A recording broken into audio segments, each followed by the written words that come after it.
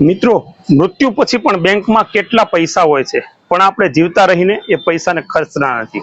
એક દિવસે એક કરોડપતિનું અવસાન થયું અને એમના જે વિધવા પત્ની છે એમને પતિના 200 કરોડ વારસામાં મળ્યા. તેણે એમના પતિના ડ્રાઈવર સાથે લગ્ન કર્યા. ડ્રાઈવરે મનમાં વિચાર્યું કે મને આટલા સમય સુધી ખબર હતી કે હું મારા માલિક માટે કામ કરું છું.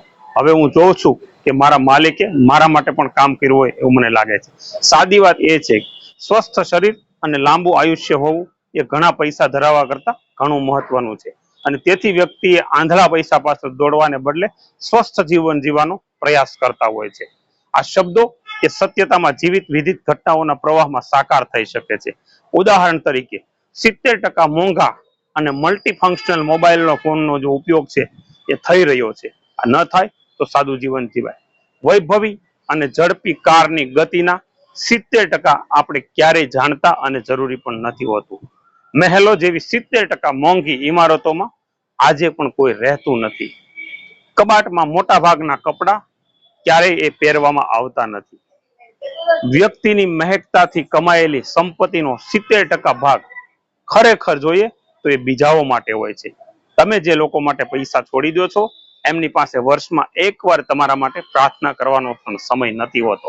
ઘણા બધા લોકો આ રીતે જીવતા હોય અને આખી જિંદગી પૈસો ભેગો કરે અને ભેગો થયા પછી પોતાને જીવવાનો સમય પૂરો થઈ જાય. એના માટેની આ વાત છે. એટલા માટે આપણે શું કરવું જોઈએ એની સરસ મજાની એક વાર્તા પણ અહીંયા છે કે આપણે બીમાર ન હો તો પણ નિયમિત તપાસ કરાવતા રહીએ. તરસ ન હોય તો પણ પાણી પીતા હોઈએ.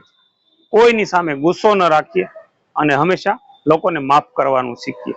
ક્યારેક કોઈ મુદ્દાસર વાત હોય તો અલગ છે. ક્યારેક છૂટછાટ આપીએ. ભલે ખબર હોય કે આપણો નિર્ણય છે એ સાચો છે, છતાં પણ ક્યારેક કોઈને છૂટછાટ આપીએ. આપણે ગમે એટલા વ્યસ્ત હોઈએ, ક્યારેક ક્યાંક શાંત બેસી અને આપણા પરિવારના, આપણા જીવનસાથી અને આપણા નજીકના માણસો છે એમની સાથે વાત કરીએ, એમને બહાર લઈ જઈએ. શક્તિશાળી હોવા છતાં પણ નમ્ર બની અને વ્યવહાર અને વર્તન કરીએ. જ્યારે પણ તક મળે ત્યારે પરિવાર અને સગા સંબંધીઓની સાથે આપણે આપણા ટાઈમને વિતાવીએ, સમયને વિતાવીએ અને બહાર જઈએ. સારા પુસ્તકો વાંચીએ, રસપ્રદ ફિલ્મો જોઈએ અને આપણા મનપસંદ જે ગીત છે એમને પણ સાંભળીએ, એમના પુસ્તકો પણ વાંચીએ. ક્યારેક સૂર્યોદય અને સૂર્યાસ્ત, ચાંદની ધુમ્મસ, ખુલ્લું આકાશ જુએ. વર્ષમાં ઓછામાં ઓછું એક વરસાદમાં ભીના થઈએ અને દિવસ દરમિયાન ઓછામાં ઓછા સૂર્યપ્રકાશમાં રહીએ.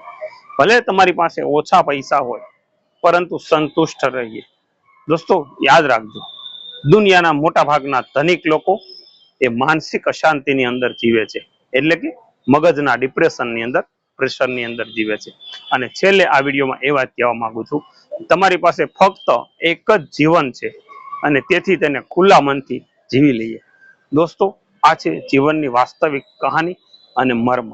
ઘણીવાર આપણે પૈસા બનાવવાની દોડમાં અથવા તો કમાવાની દોડમાં પોતાનું જીવન છે એ વ્યર્થ કરી નાખતા હોઈએ છીએ અને અંતે જ્યારે જીવવાનો સમય આવે ત્યારે શરીર સાથ નથી દેતું. તો મિત્રો, આપને કેવી લાગી આ વાર્તા એ અમને કોમેન્ટ કરીને જણાવશો અને આવા જ વિડીયો અને વાર્તા જોવા માટે અમારી સાથે જોડાયેલા રહેશો. Thank you. જય હિન્દ, જય ભારત, જય જય ગરવી ગુજરાત.